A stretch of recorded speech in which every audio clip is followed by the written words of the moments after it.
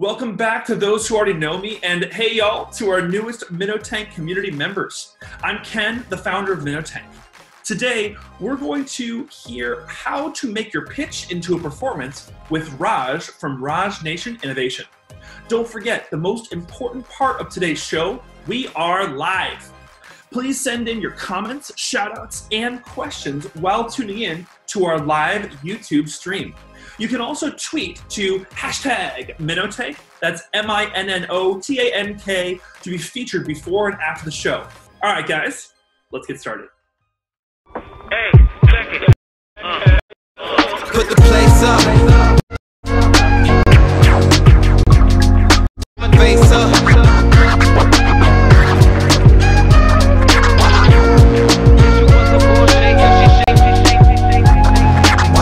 Why you doing all that? My wife, but you slapped me in the back. All right, Raj, this is Ken with Minnotank. Hey guys, this is RajNATION. Raj, why don't you introduce yourself?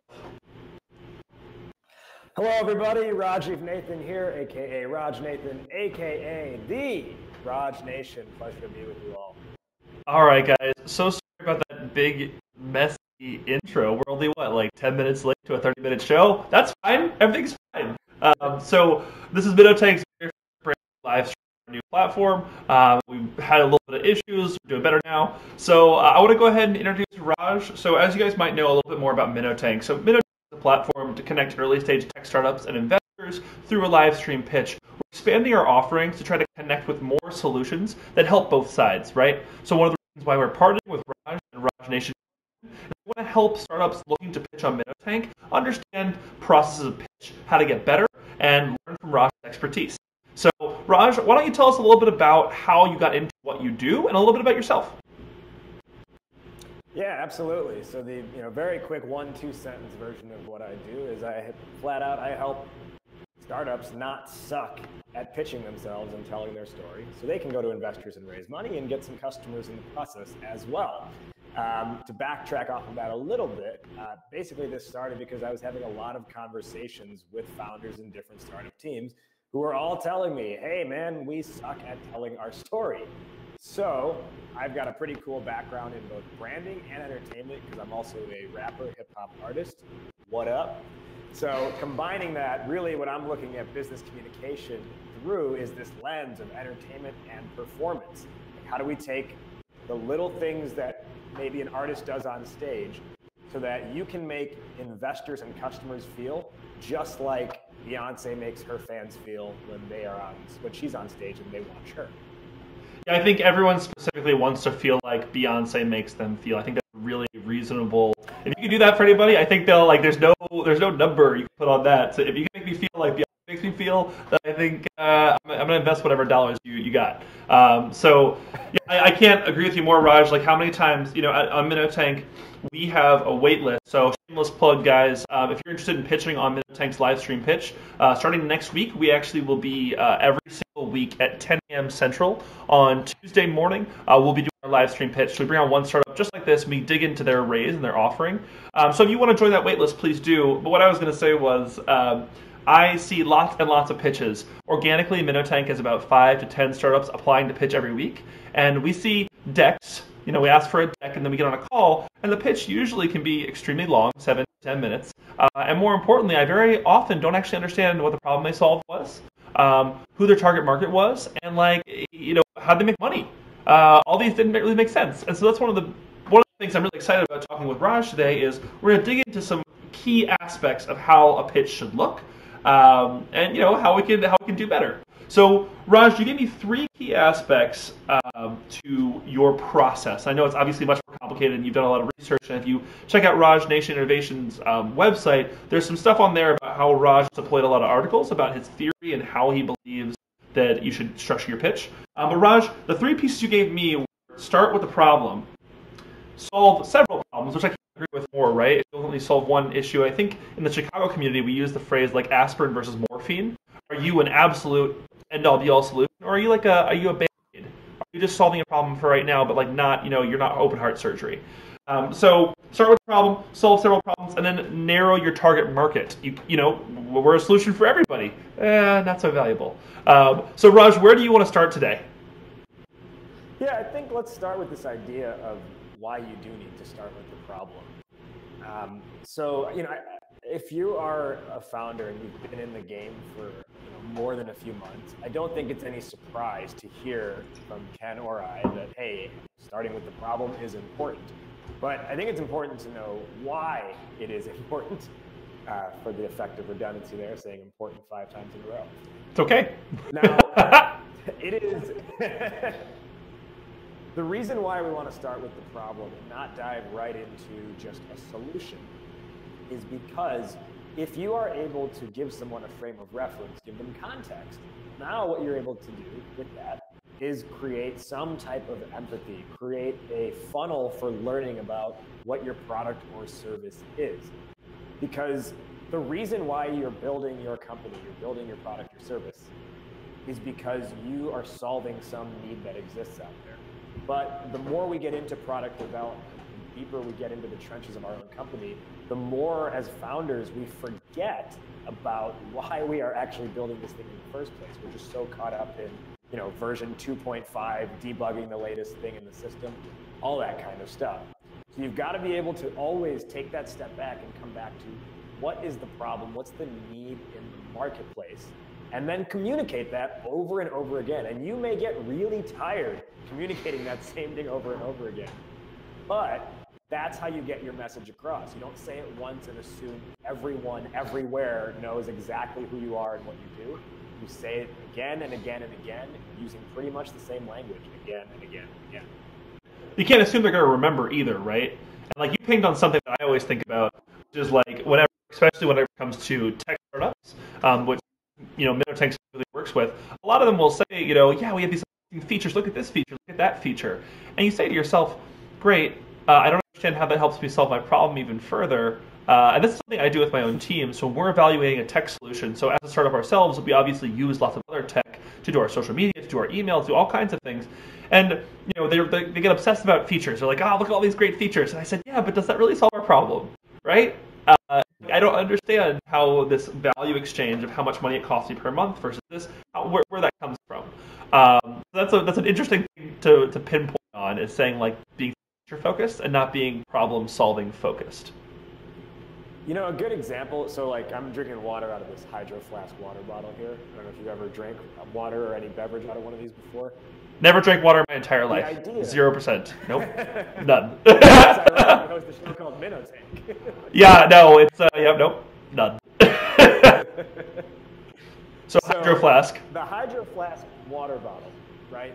It could sit on the shelf and it could tell me about, I'm going to butcher science terms. It could tell me all about like the polyethylene material and all that kind of stuff, the carbon, whatever material, right? The steel that it's ultimately made out of.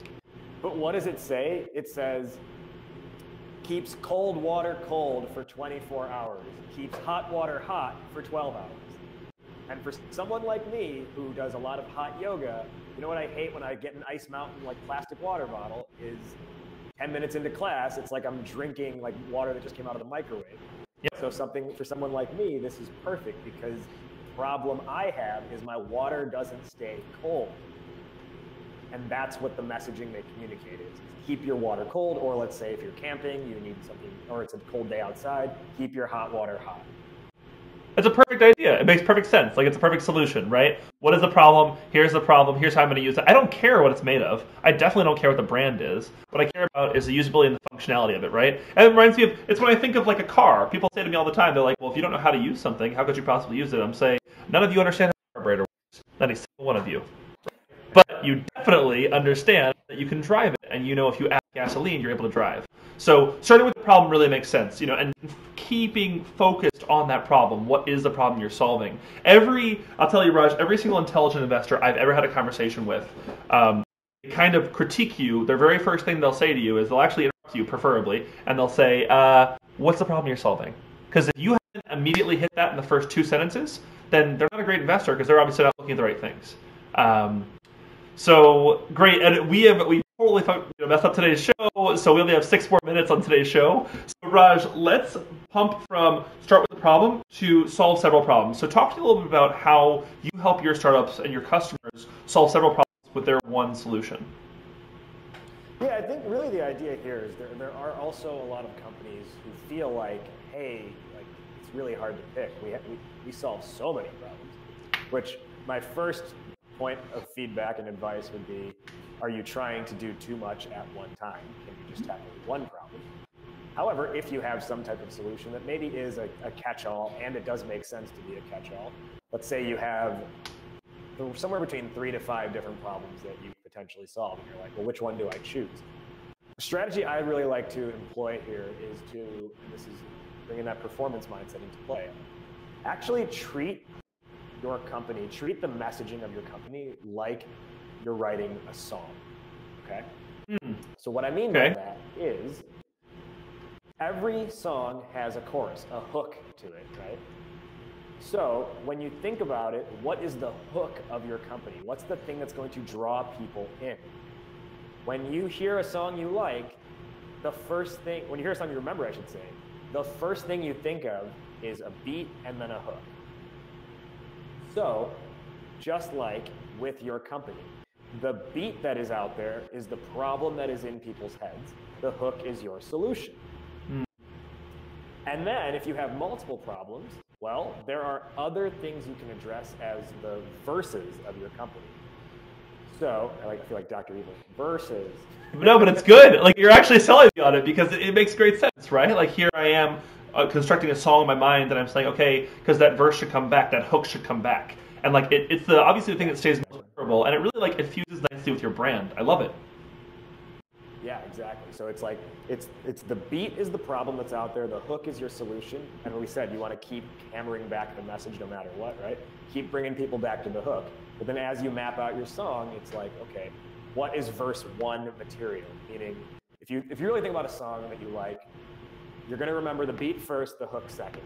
You'll remember the individual verses last, even a song you really like, because at the end of the day, verses only come once through the song. Beat is throughout, and a hook repeats itself 3 or 4 times.